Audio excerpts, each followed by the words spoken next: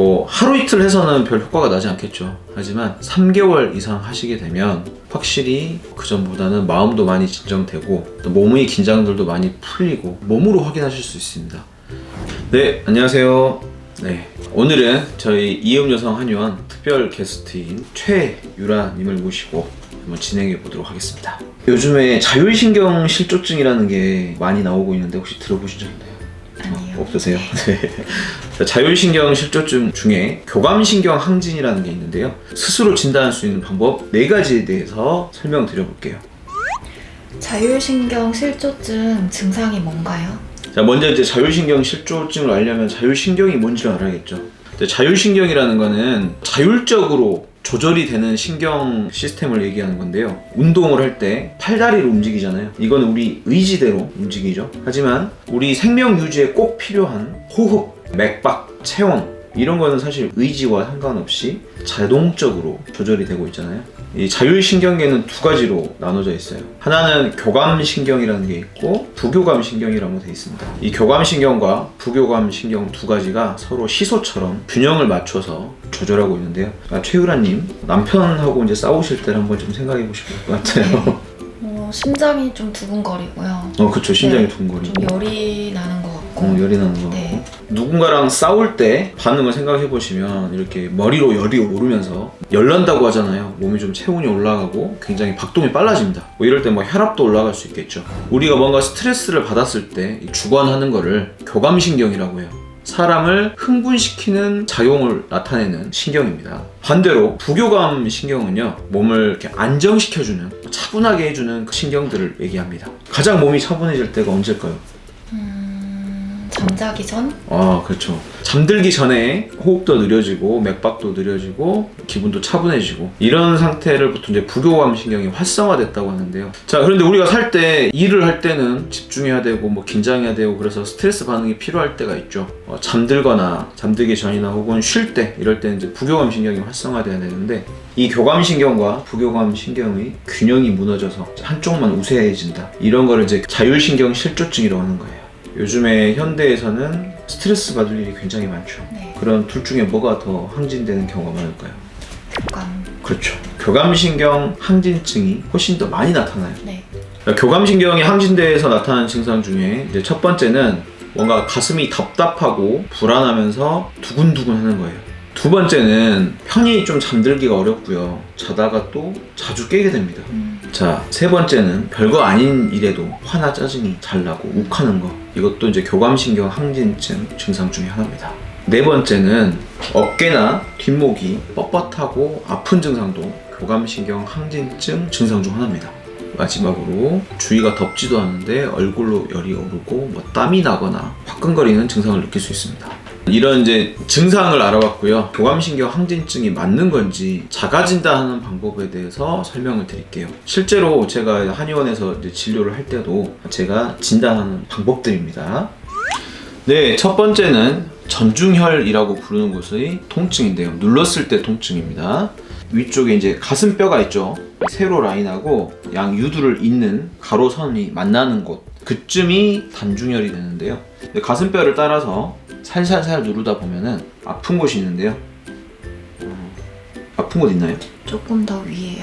이쯤? 네네. 네. 여기가 이제 단중혈인데 여기를 눌렀을 때 이제 통증이 있으면은 이것도 이제 교감신경 항진증 진단법 중에 하나가 됩니다. 그리고 목에서 어깨로 이어지는 근육, 승모근이라고 하죠. 평소에 통증이나 아픔을 잘 느끼는 부위인데요. 이 승모근에서 이 정도 되는 부위, 여기서 살짝 꼬집어 보세요. 어떤가요? 좀 아프신가요? 네. 이것도 교감신경 항진을 진단하는 하나의 기준이 됩니다. 자, 그리고 3번째는 이제 등뼈를 제가 눌러볼 건데요. 등뼈, 척추의 일부 중에 가슴 쪽으로 있는 걸 여기를 흉추라고 하는데요. 이 흉추 부위를 눌렀을 때 통증이 느껴지는 것도 교감신경이 항진되어 있는 증상 중 하나가 되기 때문에 자가 진단법이 돼요. 먼저 이제 흉추를 구별을 하려면 어깨 끝선과 이 일직선이 만나는 점, 이 근처에 있는 정도를 이제 1번이라고 보시면 돼요. 이 돌기를 옆이나 위에서 살짝 약하게 이렇게 눌러보는 겁니다. 세게 누르면 누구나 아픕니다. 여기가 1번. 혹시 아프신가요? 네. 자, 2번 괜찮으세요? 네. 3번 괜찮으세요? 네. 4번 괜찮아요? 네. 5번 거기 좀 아파요. 6번 거기 뭐 아프고요. 자, 보통 이렇게 1번에서 6번 정도에 해당을 하는데요. 대략 여자분들 속옷 브라선 있죠. 네, 그 정도에 해당을 합니다. 여기가 이제 뭔가 아픈 통증이 느껴진다. 이것도 교감신경이 항진되어 있는 자가진단법 중에 하나가 될 수가 있습니다. 자, 제가 지금까지 3가지 설명드렸죠. 이 부위들은 교감신경이 지배를 하는 부위예요. 교감신경이 항진을 하게 되면 통증을 느끼는 신경들이 굉장히 예민해져 있는 상태입니다.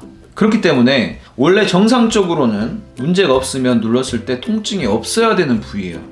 그 다음 4번째는요, 반드시 누워서 볼 건데요.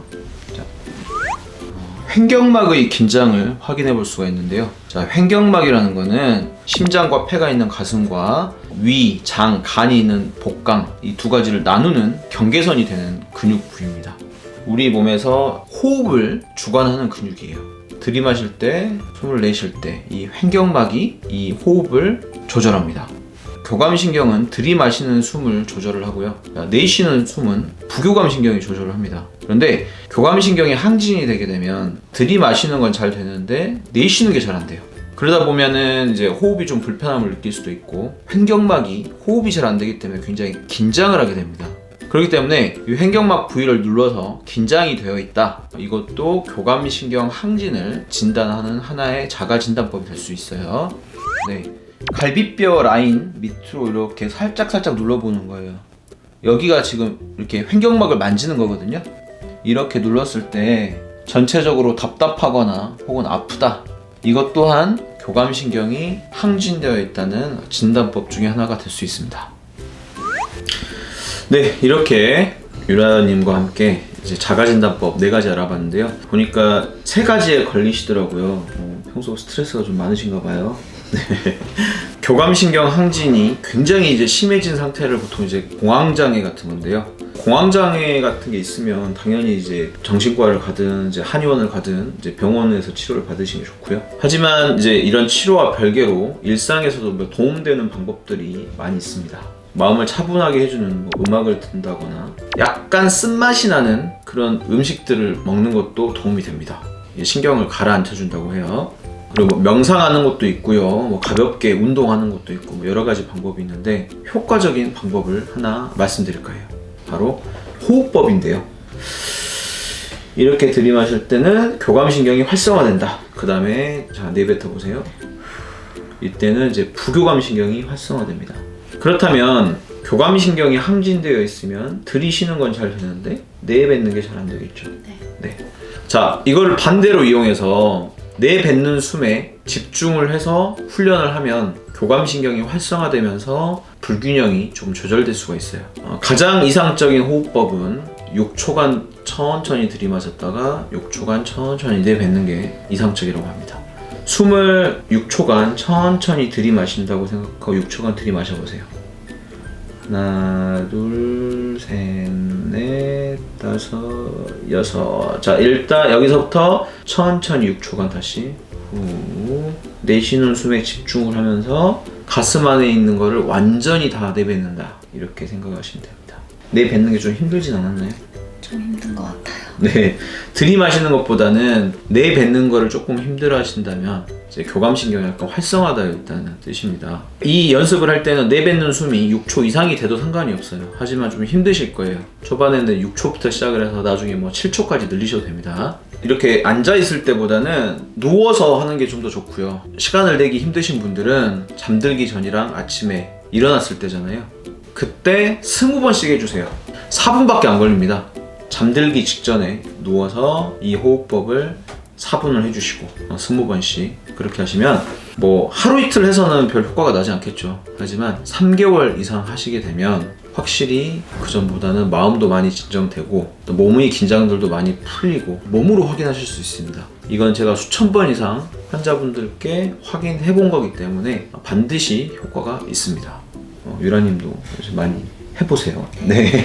네, 여기까지 교감신경 항진 증상에 대해서 이제 게스트 최유라님 모시고 진행해봤습니다. 오늘 내용 도움되셨다면 이음여성 한의원 채널 구독과 좋아요, 알림 설정까지 부탁드리겠습니다. 이음여성 한의원 대표원장 김우성이었습니다. 그리고 게스트 최유라님이셨습니다. 네, 감사합니다.